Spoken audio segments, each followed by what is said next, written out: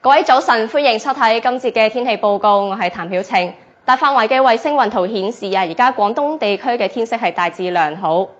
至於今朝早各區嘅最低氣温，市區係喺17度左右，新界有啲地方由於天朗氣清、散熱比較快嘅關係咧，係降至13度或以下。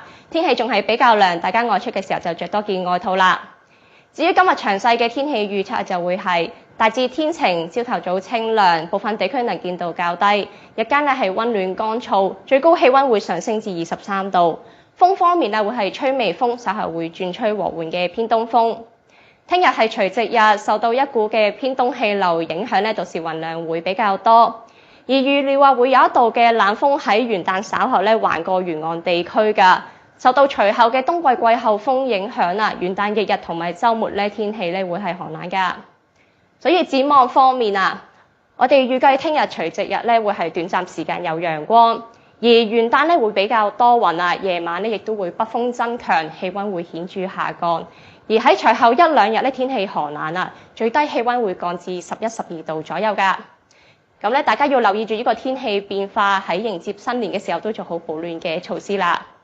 咁今節嘅天氣講到呢一度下次見。